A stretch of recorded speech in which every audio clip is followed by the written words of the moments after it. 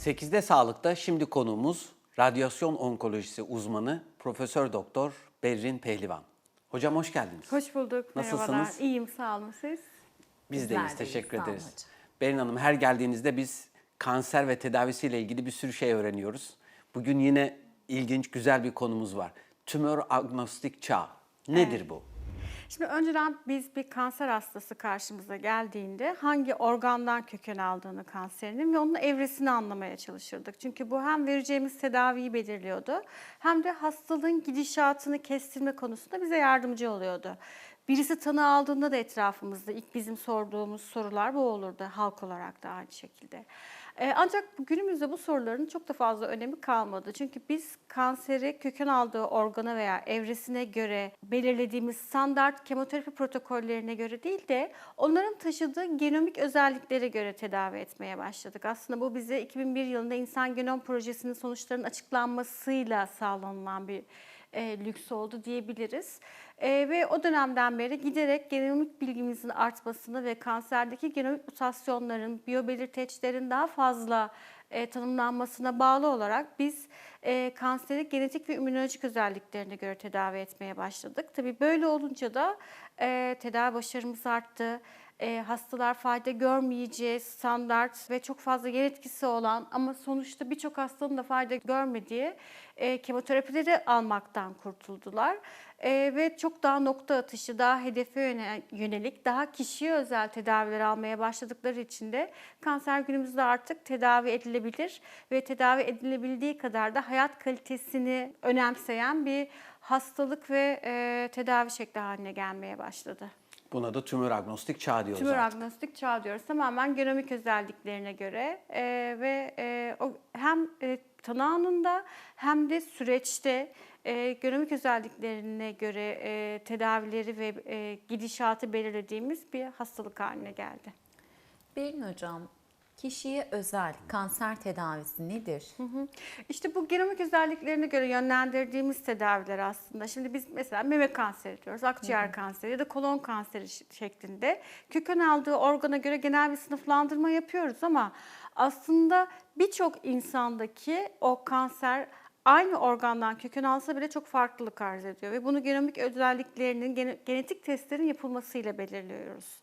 Ve bu genetik testler, genomik mutasyonların farklı olması o hastalığın tedaviye verdiği cevabı da değiştiriyor. Hastalığın gidişatını da belirliyor. Bütün bunların kişiye özel olarak belirlenmesi gerekiyor. Yani sen meme kanserisin, diğer hastalar gibi aynı tedavileri al yaklaşımından artık biz uzaklaştık ve tamamen genomik ve immünolojik özelliklerine göre tedaviler vermeye başladık. Bütün bunları da biz kişiye özel tedaviler adını veriyoruz. Aslında kişiye özel tedavinin ilk uygulandığı disiplin belki radyasyon onkolojisi. Çünkü 2001 yılından önce yani İnsan Genom Projesi'nden önce bütün teknolojik, bilimdeki bütün gelişmeler aslında bilgisayar teknolojisindeki gelişmelerdi ve bu sayede biz radyolojideki gelişmeleri kaydettik. Tümörü daha iyi görüntülüyor durumuna geldik. Aynı zamanda radyasyon onkolojisindeki değişikliklerle de daha hedefe yönelik, daha kişiye özel tedaviler yapmaya başladık ama 2001 yılındaki o İnsan Genom Projesi'nin ön sonuçları açıklanmaya başladıktan sonra ve genomik mutasyonların her kanserde, her hastada farklı olduğunu gördükten sonra da tam anlamıyla kişiye özel tedavileri yapmaya başladık. Aslında kişiye özel tedaviler ve bu genomik çağ, tümör agnostik çağ ilk olarak medikal onkolojinin hayatını değiştirdi. Çünkü onlar standart kemoterapilerden kurtuldular. Ama artık bu radyasyon onkolojisine de yerleşmeye başladı. Şu an çalışmalar yürüyor ama çok yakın zamanda bizim rutinimize de girecek gibi gözüküyor. Çünkü biz işte evresine göre, köken aldığı organa göre, hastanın genel durumuna göre radyoterapi uygulamaya karar veriyorduk. Ya da radyoterapinin yeri yok diyorduk hastaya.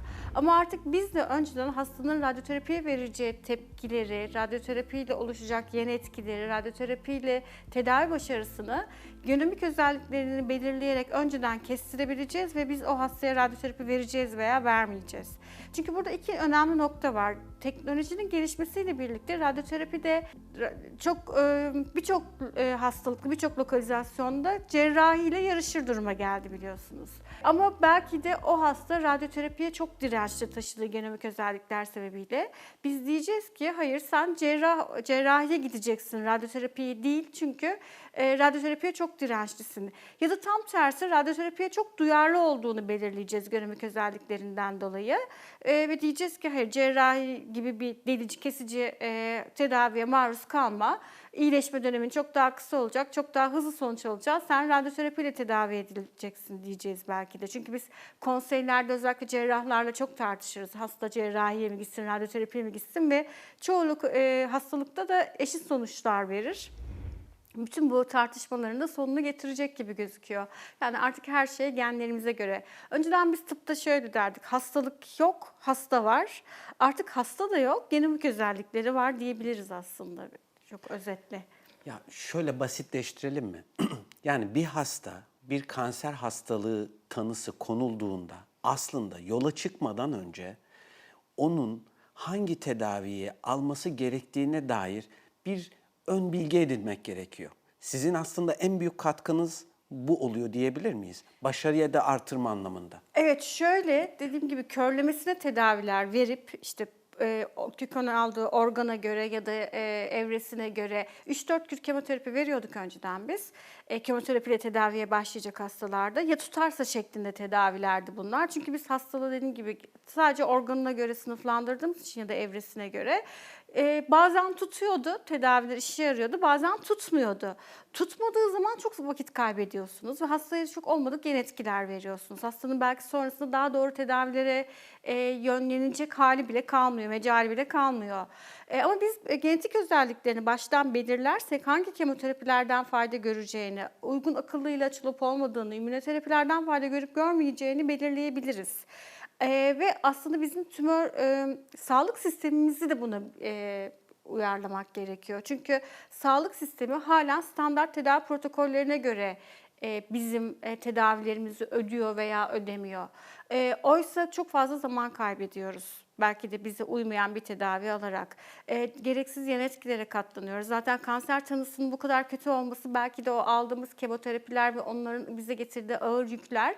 Bütün bunlardan biz kurtulabiliriz. Çünkü baştan kanseri çok iyi tanırsak, çok iyi sınıflandırırsak, onun genetik özelliklerini çok iyi belirleyebilirsek bizim tedavi başarımız çok daha fazla artacaktır. Çünkü zaman kaybetmiyoruz. Hastayı gereksiz ilaçların gereksiz yan etkilerini maruz bırakmıyoruz.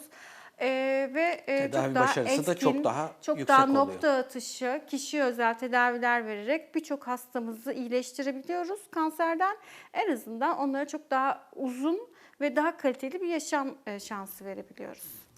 Berin Hocam, tedavinin başarı şansını artırmak için neler yapılmalıdır?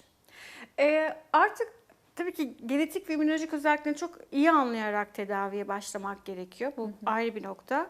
Hep söylediğim şey, kanser tedavilerinde bizim başarısızlığımızın iki sebebi var. Birincisi kanser algısı, hemen teslim olmamız, bizim kanseri kader olarak görmemiz ve sonrasında hiçbir şekilde mücadele etmek istemeyişimiz.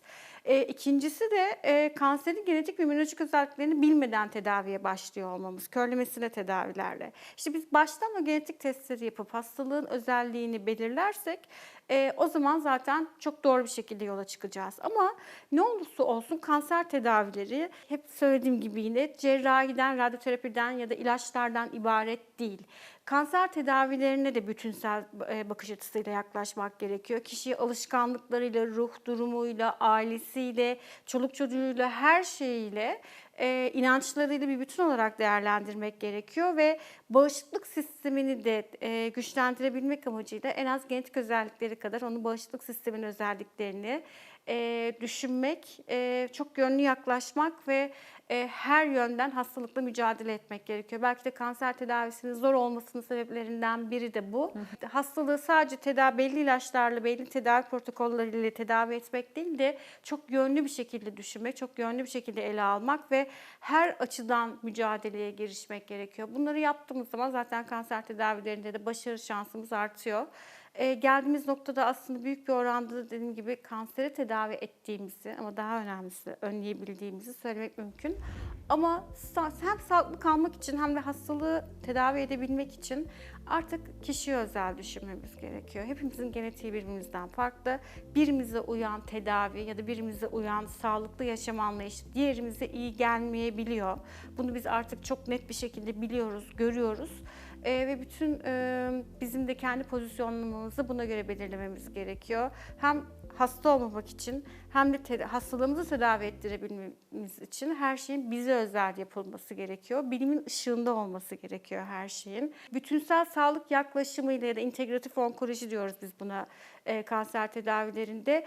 Bu açıdan size yaklaşan bir doktora bile bunun yapacağı işlemin, yapacağı tedavinin ya da yaklaşımın bilime uyup uymadığını, bilimsel altyapısının olup olmadığını sormamız gerekiyor.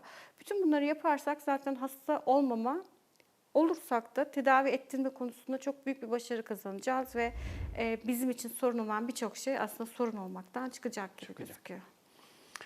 Bir de evrelerden bahsedilir hep. Evet. İşte 1. evre, 2. evre, 4. evre. Hı hı. Tabii illaki kanserde en azından bir standartizasyon getirmek için tüm kanserlerde bir evreleme sistemi var. Gerçekten ileri evrelerde de tedavi mümkün mü? Kesinlikle mümkün. İşte hep böyle başından beri söylediğimiz gibi artık önemli olan evresi ya da kökün aldığı organ değil, genomik mutasyonları. Çok yaygın evrelerde karşımıza gelen birçok hastada genetik test yapıyoruz, uygun bir ilaç tedavisi buluyoruz ve o hastayı yaşatabiliyoruz. Biz ne olursa olsun, evre 1 de olsa, evre 4 de olsa kanser tedavilerine eğer genomik ve immünolojik özelliklerini bilerek hastalıktan iyileşeceğimize inanarak tam bir motivasyonla, inançla ve o hastalığı bilerek başlarsak eğer evre 4 de olsa, evre 1 de olsa o hastalığı iyileştirme, o hastalıktan uzun bir süre en azından kurtulma şansımız olabiliyor. Burada sadece bilgi ve inanç, motivasyon çok önemli. Berin Hocam, peki hastalık sürecinde doğru bir tedavi alıp almadığınızı hasta nasıl anlayabilir ya da hastanın yakını hastasının doğru bir tedavi alıp almadığını neye göre belirleyebilir yani? Bilimin ışığında olmalı her şey, bilimsel çerçevede kalmalı ve bize uygulanacak her tedavinin bilimsel çalışması olup olmadığını sorgulamamız gerekiyor. Bu çok önemli. Burada belki bir ekip çalışması gerekiyor ama ekip çalışmasında da bir maestro gerekiyor ve ona da çok inanıyor olmanız gerekiyor. Çünkü bu tedavilerin %50 başarısı kişinin motivasyonu ve inancıdır. Sizi doğru yönlendirdiğini, en doğru tedavileri verdiğini, bilimsel ve vizyoner olduğuna, Evet. yeni tedavilere, yeni uygulamalara açık olduğuna ve kendi egosundan uzaklaşarak sadece kişiye özel, kişinin yararına tedaviler verebileceğine inanmanız gerekiyor. Tabii ki bu doktor oluyor genel olarak ekip Tabii başı. O yüzden de size yol gösterecek olan kişiye inanmanız, onun bilimselliğini sorgulamanız ve gerçekten de son tedavileri, son yaklaşımları ne kadar açık olduğunu da biraz kestirmeye çalışmanız gerekiyor. Aslında tedavi sürecinde bilime teslim olurken doğru doktor seçimimiz bizim hasta yakınlarımızın olsun çok çok önemli. Evet. Doğruyu bulmak. Şeyi soracağım ben de. Bu çok güzel bir noktaya geldi aslında konu. Şimdi akademisyen olarak bilimsel yaklaşımınızdan tabii ki şüphemiz yok ama hani çok güzel söylediniz. Bir genetik altyapısı var ve buna göre tedavi oluyor. Peki kanser teşhisi alan bir hasta bu anlamda ne yapmalı? Yani bu genetik özelliği hep bahsediyoruz ama nasıl öğrenecek hasta bunu? Yani sizi bulacak, test mi yapıyorsunuz? Bu süreç nasıl ilerliyor? Bu çerçeveyi nasıl belirliyorsunuz başta? Şimdi kanser tanısı alan kişi her şeyden önce ya da şüphesi olan kişi bunun bir hastalık olduğunu ve bu hastalıktan kurtulmanın mümkün olabileceğini düşünmesi gerekiyor. Kanseri ölümle özdeşleştirmemek gerekiyor artık. Artık 21. yüzyıl bilim ve teknolojisini yaşıyoruz. Bilimin bize hizmet ettiğini ve bize yol göstereceğine inanmak gerekiyor. Çünkü biz hemen kanser tanısı aldığımızda öleceğimizi düşünerek teslim oluyoruz ve yapmamız gereken birçok şey yapmıyoruz. Tanı aldığımızda organize olmalıyız. Bir süre için belki bir tedavi sürecine katlanacağımızı düşünmemiz gerekiyor ve o süreci en az zararı nasıl atlatabilirizse konsantre olmamız gerekiyor. Bunu yaptık, organize olduk. Çoluk çocuğumuzu, her şeyimizi, eğitimimizi ya da işte çalışıyorsak iş hayatımızı organize olduktan sonra da bir yol arkadaşı seçmemiz gerekiyor kendimize. Ve o yol arkadaşının dediğim gibi bilimsel temelli çalışıyor olması gerekiyor. Sorgulanmaya ve bazı sorulara açık olması gerekiyor. Çünkü bize yeteri kadar açıklama yapmayan, sorularımıza kaçamak cevap veren ya da hiç cevap vermeyen bir doktorla yola çıkmak çok mümkün değil. Çünkü başımıza ne geleceğini bilmiyoruz. Motive olamıyoruz. Sürecin nasıl gidebileceği hakkında hiç fikir sahibi olmuyoruz. Ve genelde bu kadar kapalı olan doktorlarda ya vakti yoktur ki devlet hastanesinde çalışan arkadaşlarımıza özellikle çok hak veriyoruz bu konuda. Çok yoğun çalışıyorlar, çok fazla insana yaklaşıyorlar ya da egoları çevresinde yaklaşıyorlardır hastaya ve bilime. O yüzden de çok soru sorabildiğimiz ama hani yargılamadan, Cevap Google doktorluğu alabildiğimiz. yapmadan da ve yeniye açık olan bir doktorla yola çıkmamız gerekiyor her şeyden önce. Ve yaptırabiliyorsak tabii ki genetik testlerimizi, çünkü artık sağlık sistemi ödemesi gerekiyor ama ödemiyor gerçekten. Eğer yaptıracak maddi manevi gücümüz varsa da tümörümüzün genetik ve immünolojik özelliklerini anladıktan sonra tedavi kararını vermek lazım. İşte ben akciğer kanseriyim, evre 4'üm, şu kemoterapiyi alayım, ondan sonra cevap vermezse bakarım. Bize çok fazla zaman kaybettirebilir. Baştan o testleri yapıp baştan onu bilerek yola çıkmak bizim tedavi şansımızı arttıracaktır. Berin Hanım, yine çok güzel, çok hoş bir sohbet oldu. Bir sürü şey Teşekkür öğrendik ederim, güzel sayenizde. sorularınızdan. Biz de izleyiciler de. İyi ki Ağzınıza geldiniz sağlık. İyi hocam. ki geldiniz. Sağ olun, teşekkür ediyorum. 8'de Sağlık'ta konuğumuz radyasyon onkolojisi uzmanı Profesör Doktor Berrin Pehlivan'dı. Kendisiyle her zaman olduğu gibi kanserli hastaya nasıl yaklaşılırı, tedavinin nasıl yönetilmesi gerektiğini konuştuk. Oldukça güzel bir sohbet oldu. 8'de Sağlık şimdi kaldığı yerden devam ediyor.